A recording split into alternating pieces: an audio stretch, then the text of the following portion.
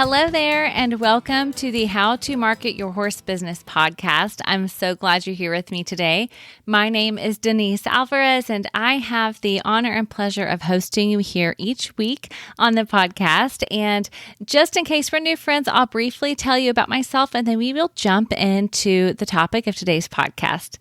So as I said, my name is Denise. And through my business, Storm Lily Marketing, I get to help horse business owners like you turn your website visitors into your customers. And I do that through coaching, as well as website design and content, email marketing strategy, and Social Stride, my monthly coaching program.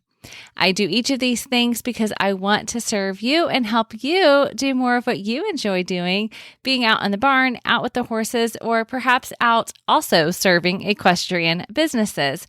But I know that marketing is not exactly everybody's favorite thing, or maybe you would like to learn more, but it's kind of an unknown, right? So I'm so glad you're here because my goal here on the podcast is to give you a mix of step-by-step strategies and basic how-tos to help you not only see what's possible for your business, but to guide you through that process and help you to make it happen. So today on the podcast, we're actually talking about something that might feel a little early 2000s for some of you. And the reason I say that is because this is when blogging really started to take off. I don't know if you all remember, but Blogspot was really big back then. It was a free blogging platform that nearly everybody seemed to have, and not even just businesses, right? Lots of families and personal blogs were really taking off. And the business saw the opportunities as well. But here's the thing. Just like lots of people tend to think that email is dead when it comes to marketing, but it's not, blogging is also alive and well. And it can be a really great way to let those internet search algorithms know about your horse business. In fact, I did some research and I found that businesses that have a blog actually get 55% more visitors to their website because they get increased organic search traffic and blog promotion. And why do we care about website visitors? Well, think about it. More visitors to your site means more people that you can connect with and turn into leads and sales and customers, right? So that's why today we are diving into blogging for your horse business. First, we're going to look at the purpose behind blogging as a marketing tool. Then we'll look at how you can approach it from a strategic point of view. And then finally, I will share with you some questions that you can ask yourself to determine if blogging is for you. So now, before we really dive into this, I want to just make something clear up front for all of us. If you are here listening to this episode, then I am going to assume that you are willing to do the work that's going to be required to perhaps do a blog. And really in this content series that we are entering into, right? Where we're exploring different topics or different types of content, and then we'll talk about topics as well. So meaning if you're going to go through the work, you're going to actually regularly of some kind, and we'll talk about that, do a blog, meaning get it on your website. Or if you're not going to do it, you're willing to pay somebody to do it. And here's why I'm saying this, because as you know, you can hear what's possible with a blog, but if you want fruit from your labor, then it's going to require some labor. Now, it doesn't have to take a ton of your effort and your time, but it will take some intentionality. But you are here, so you already know that, right? So let's go ahead and dive in. First, what is blogging? Technically, you could get into the really specific side of things that having a blog requires a certain type of feed called an RSS feed that pushes things out. But the more simple version that we're going to adopt for this episode is that blogging is when you create an article or a series of articles on your website. So for example, you might have a page on your website that is a blog feed, and it's a scroll of multiple articles that you've written. And then a website visitor can click on one of those to read the full article, right? And perhaps it's categorized and it may have a timestamp. And that's different than just having a page on your website or even multiple pages on a particular topic. It literally is a feed of articles, and ideally, it's regularly updated over time. You get to decide what regular means, and we'll talk about that. But that's essentially what we're going to consider a blog for the sake of this podcast. Now, why would you want to have a blog? That leads us to the purpose. Of course, if you're here, you are looking for ways to get more people to find out about your products and your services or your message or your methods. So you could easily say that the purpose behind blogging is to tell more people about you. But wouldn't you say that could be argued for most any marketing method? So let's go a little bit deeper and talk about blogging specifically. When it comes to having a blog, we're looking at it from the perspective of getting the right people to your website. So remember, people buy from people and companies that they know, like, and trust.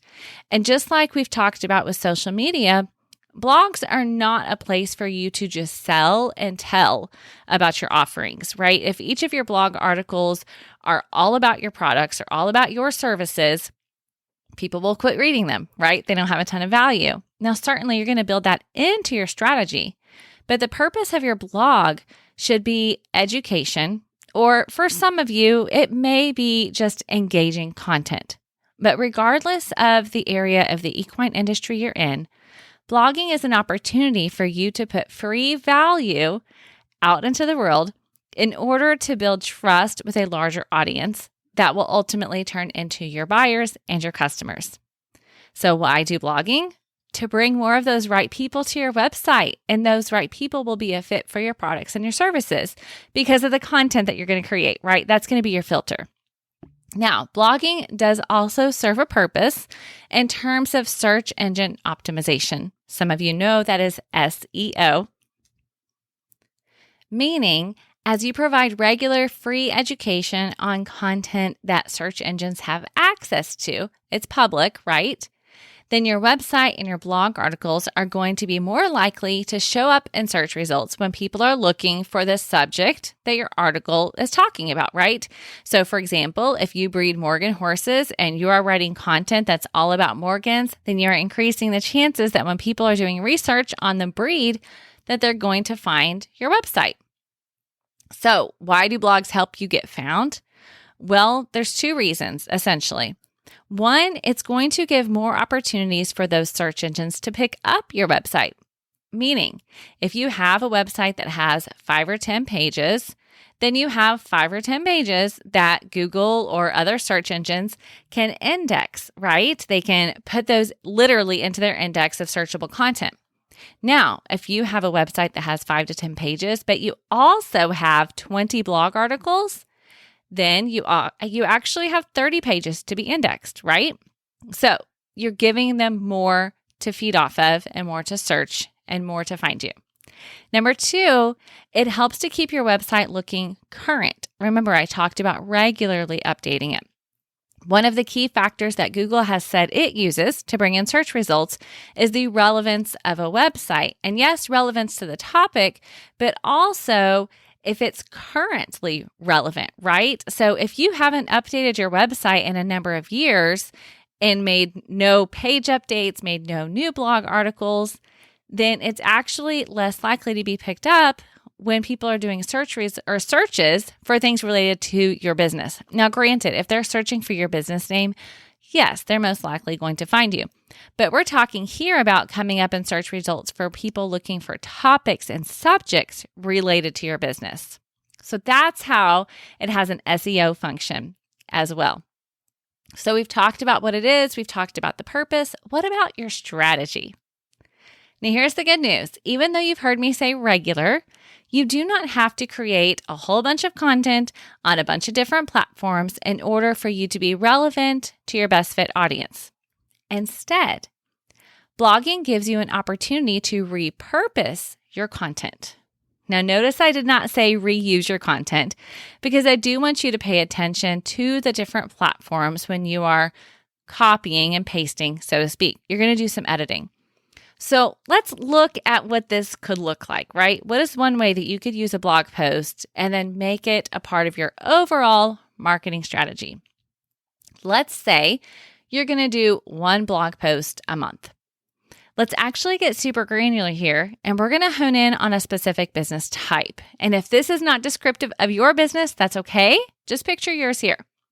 So we're going to look at Jerry Smith, the horse trainer. And Jerry is wanting to do more clinics and reach a broader audience outside of her area.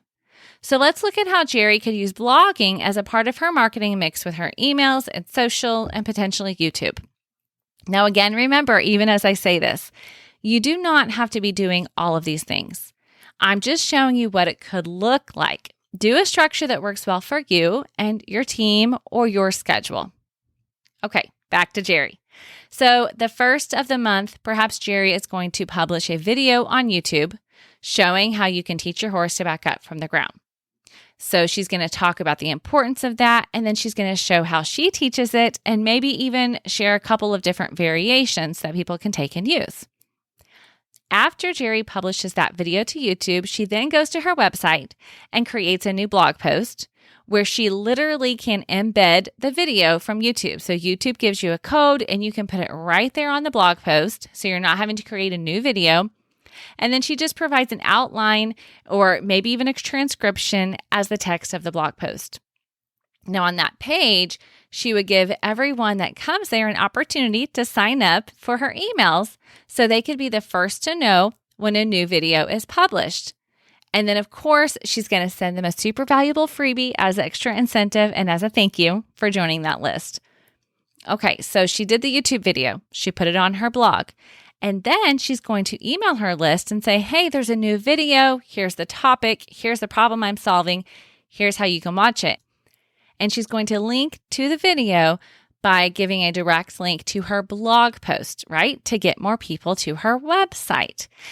So from here, Jerry is not finished. She can also take some snippets or some clips of the text of her email, or maybe even clips from the video, and then she can use that on her social media platforms.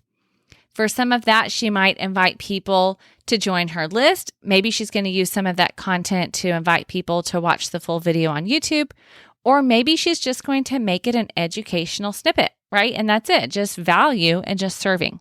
There are lots of ways that she could take and use that one video and incorporate it into her blog and then her social. Now, do not get overwhelmed at what I'm telling you. What I want you to see is the possibilities. I want you to see how you can approach blogging as a part of your strategy. You don't have to do exactly what I laid out here. Explore what works for you and for your audience. But remember that your blog is a really big opportunity to get more people to your website. Now, the other piece of your blogging strategy is going to be what you're going to post on your blog as far as topics go.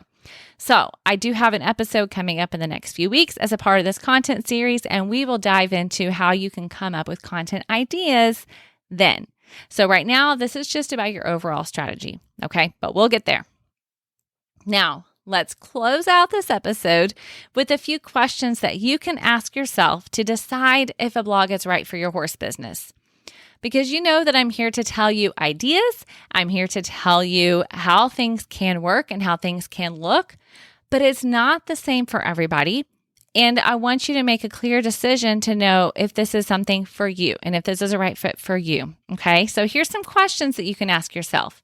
First of all, are you clear on the purpose of your blog? Is doing this connected to your ultimate why?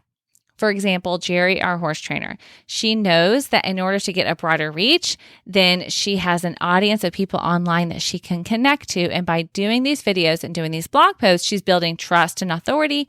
And because she's wanting to do more clinics, she can definitely put at the end of each video, if you're interested in having me come to your ranch and do a private clinic, please reach out. So that's connected to her why in that way. So for you, make sure that your why is connected to your blogging strategy. Otherwise, you're going to start it out, but then you're going to lose motivation, essentially, to continue doing it. And then you're not going to get the fruit from that. Which brings me to number 2, are you committed? It doesn't have to be a weekly blog, as I just shared, but to get the most from it, you should have some regularity for it to really benefit you. And it doesn't have to be a set schedule. I just have found with a lot of people, for them to make it happen, putting it on a schedule is the best way to do that. So if you think that you can make it happen and you can create regular blogs without putting it on a schedule, go for it. But for a lot of people, they need to say, okay, on the 1st and the 15th or the 20th of every month or whatever the case may be, right? So then they've committed. The next question is about your website. Does your website have the functionality to host a blog?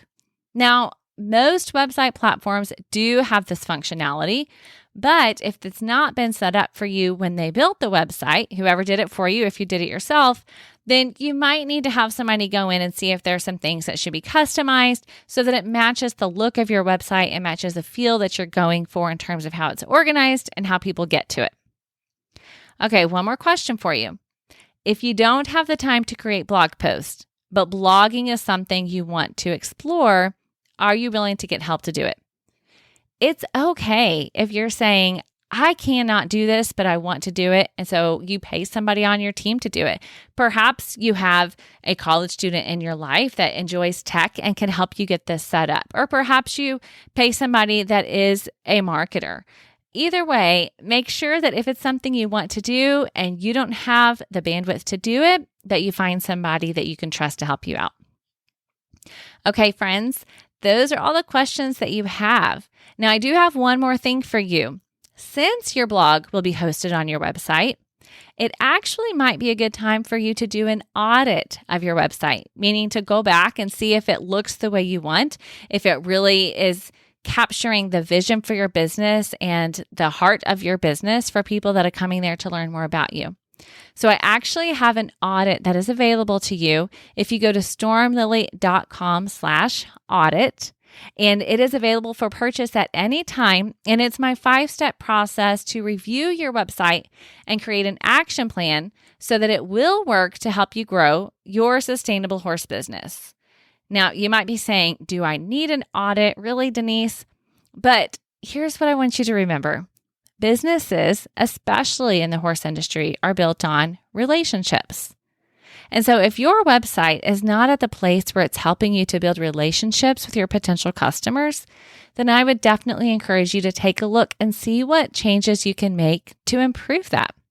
So in this audit, you will get video trainings, you will get handouts, and I will show you what it looks like when I audit a website for a potential client that's wanting to update their website. And you can just take a look and see how your website lines up.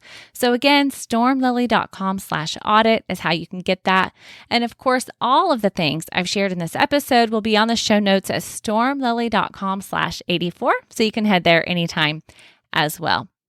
Okay, I'm so glad you were here. Now, if you have questions about blogging and you've been wondering about it for your own business, or you've seen it work for other people, but you're curious about how it could work for you, please feel free to reach out. I'd love to visit with you. You can shoot me an email anytime, denise@stormlily.com, or of course, head to the website and submit a contact form that goes directly to me and we can chat that way. But either way, I'm always here for you. All right. Thanks so much for being here. And we will come back next week with another new episode in our content marketing series. Have an awesome day.